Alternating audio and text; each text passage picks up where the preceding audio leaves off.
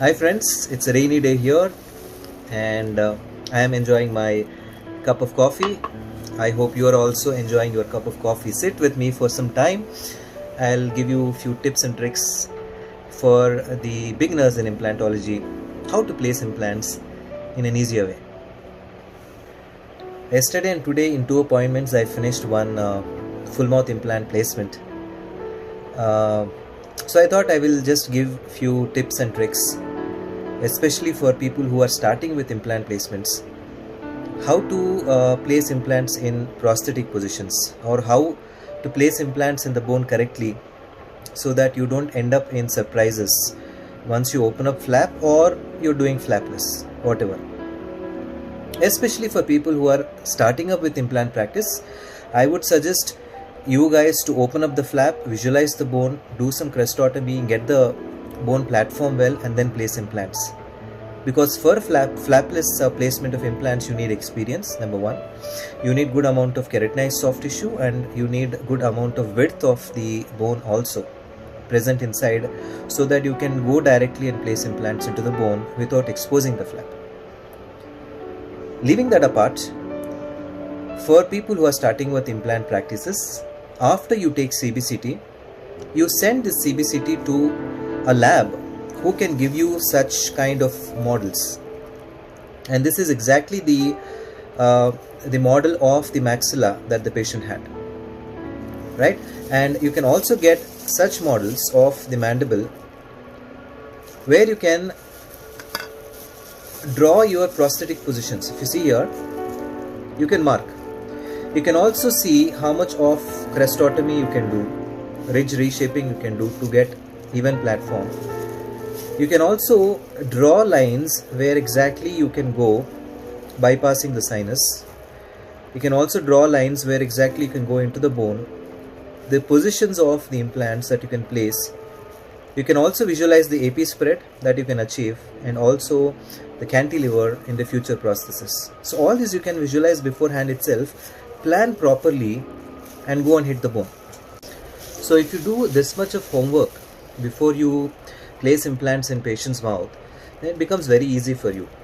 You will not have any surprises. You will directly go onto the bone. You know where exactly you need to place the implant. You know the width at the crest, and you also know where exactly is the sinus. If you see here in the internal part, you will know where exactly the anterior wall, where is the floor of the sinus, everything. You can see the bypass. So everything planning has to be done before you go and target the bone in the patient's mouth.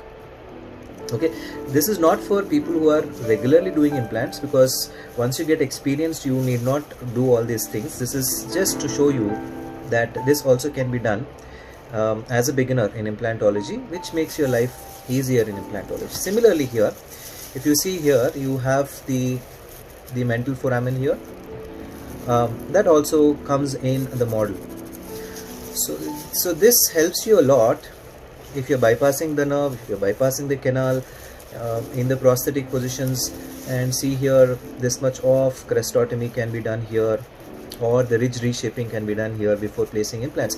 So all this can be planned on these models.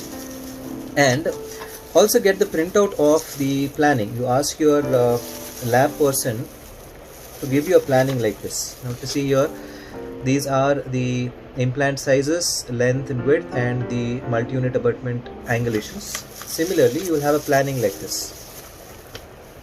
So once you have a planning like this, it becomes easier for you to actually visualize what happens before, and you can go and place accordingly. I mean, it's not exactly the same as you get the planning here, because once you open up the flap, or once you plan to place implants in the bone, you might go here and there, labial or palatal or mesial distal, according to the clinical situation.